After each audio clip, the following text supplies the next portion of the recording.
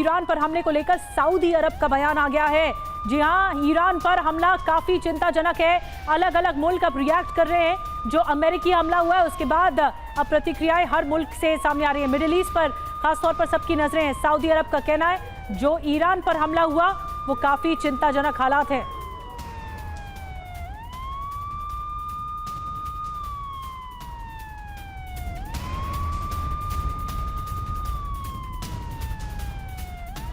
और एक और बड़ी खबर है, ओमान ने यूएस हमले की निंदा की है। अब ओमान की भी प्रतिक्रिया आई है। ईरान पर जो हमला हुआ है वो गलत है, ओमान कह रहा है। ओमान ने तनाव कम करने को कहा है। ओमान ही वार्ता की मध्यस्थता कर रहा था ईरान इजराइल के बीच में। अब दरअसल मिडिल ईस्ट में जो बीड़ा उठाया है वो ओमान की तरफ से ये आगे बढ़ाया जा रहा है, लेकिन तनाव और ज्यादा बड़ा हो गया है ईरान पर हमले के साथ ही। ओमान ने क्रिटिसाइज किया है इस पूरे मसले पर।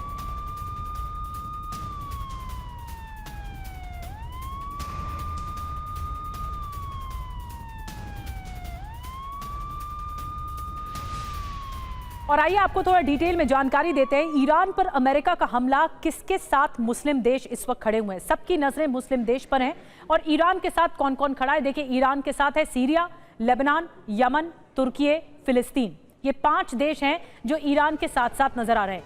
अमेरिका के साथ कौन से मुस्लिम देश हैं? सऊदी अरब, यूएई, इराक और जॉर्डन, ये अमेरिका के साथ है। अब इजराइल, अब ये तय नहीं है कि मिस्र, ओमान और कतर। ओमान मध्यस्थता में आगे बढ़ रहा था, लेकिन अभी क्रिटिसाइज किया गया है उसकी तरफ से। तो अब ओमान की तरफ से ये लचर रवैया होगा। मिस्र और कतर पर भी संदेह के बादल हैं। ये तय नहीं है कि वो किसके साथ जाएंगे। अब अमेरिका ने एक बड़ी चाल चल दी है, एक बड़ी लकीर खींच दी है।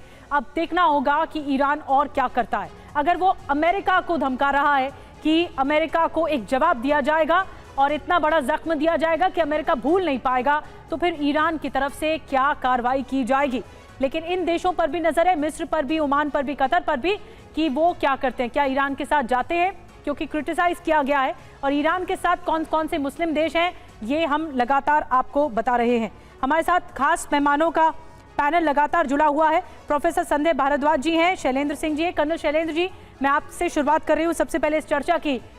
देखिए, प्रतिक्रियाएं हर मुल्क की ओर से आ रही है, लेकिन जो मुस्लिम देश हैं उन पर एक तरह से बीड़ा होता है कि वो किसके साथ नजर आ रहे हैं।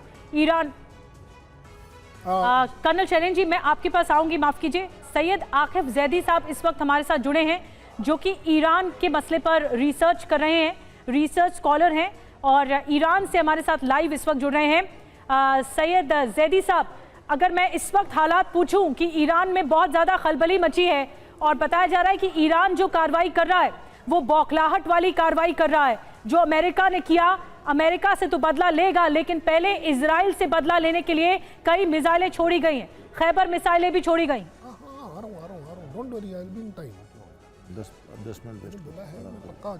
जैदी साहब, आप सुन पा रहे हैं?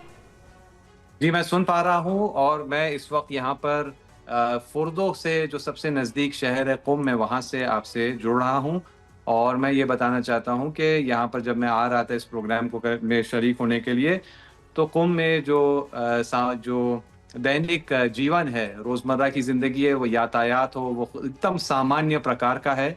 यहाँ पर किसी ने किसी धमाके की आवाज़ भी नहीं सुनी है और हम लोगों को भी यही सब समाचार और न्यूज़ से ही पता चल रहा है कि ऐसा हमला हुआ है। तो यहाँ पर जो ज़िंदगी है, लाइफ है, वो कोई अफेक्टेड नहीं है इस वक्त। जो इसराइल पर हमले की बात है, ये आज का जो अमेरिका का हमला है उससे इसका कोई डायरेक्ट कनेक्शन नहीं है। पिछले 9 दिन से, जब से इसराइल ने हमला किया 13 जून को, तो 13 जून की रात से, शाम से ईरान लगातार जवाबी कार्रवाई कर रहा है। अब तक 20 अलग अलग वेव्स में तकरीबन 500 मिसाइलें और 700-800 ड्रोन्स की तादाद में वहां तक भेजे गए हैं, जिसमें से एक बड़ी संख्या जो है अपने लक्ष्य तक पहुंची भी है। तो आज का जो 20वां वेव था हमले का, जिसमें नए किस्म के मिसाइल इस्तेमाल हुए, वो भी उसी का हिस्सा था। आज के अमेरिकी हमले से उसका कोई डायरेक्ट नाता नहीं है।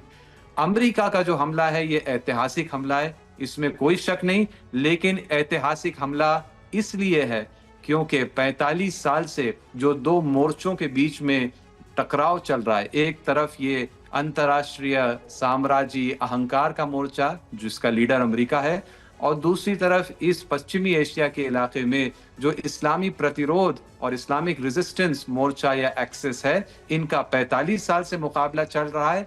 अब आज के दिन अमेरिका ने इस हमले को करके ये दिखा दिया कि वो इतने ज्यादा कमजोर हो गया है कि अब वो अपने प्रॉक्सी जैसे इसराइल और दूसरे पिट्ठुओं के जरिए अब आगे नहीं मुकाबला कर सकता। वो मजबूर है कि अपना नकाब उतार कर डायरेक्ट इस मुकाबले में आए। तो इस एतबार से आज का हमला वाकईन ऐतिहासिक है और डिसाइसिव साबित होने जा रहा है। सैयद साहब, आपने कहा कि फोर्दो न्यूक्लियर प्लांट के बहुत नजदीक आप रहते हैं और आप देख रहे हैं कि कोई नुकसान नहीं है, कोई क्षति नहीं है और सब कुछ नॉर्मल है इस वक्त ईरान में, आपने ये कहा। जी, मैं फोर्दो से नज़दीक का मतलब तकरीबन यहाँ से 35-40 किलोमीटर, सबसे नियरेस्ट, सबसे नज़दीक शहर मैं उसमें रहता हूँ। और ये हमले की आवाज़ या कोई भी विजुअल, कोई भी चीज़ क़ुम में बिल्कुल ना महसूस हुई, ना सुनाई दी गई, ना देखी गई। तो हुआ होगा हमला, क्योंकि खुद ईरानी अथॉरिटीज़ ने भी कंफर्म किया है कि हमला हुआ है, लेकिन हमने यहाँ पर उसको कुछ महसूस नहीं किया। बल्कि मैं इसमें ये ऐड कर दूँ, पिछले 9 दिन से जो ये जंग जारी है इसराइल और ईरान के दरमियान, और अब ईरान और अमेरिका के दरमियान भी अब आज से शुरू हो गई है खुलकर। तो इस पूरे पीरियड में ईरान की जो जनता है उसका बड़ा हिस्सा, यानी शायद 80-90% जनता ने इन 8-9 दिन में न कोई धमाका सुना है, न कोई किसी बिल्डिंग को ध्वस्त होते हुए देखा है, न किसी घायल व्यक्ति को देखा है। यहाँ पर तेहरान को छोड़कर ज्यादातर शहरों में जीवन एकदम सामान्य प्रकार से चलता रहा है। किसी ने, ज्यादातर लोगों ने धमाका तक नहीं सुना है, और आज के हमले में भी ऐसे ही है।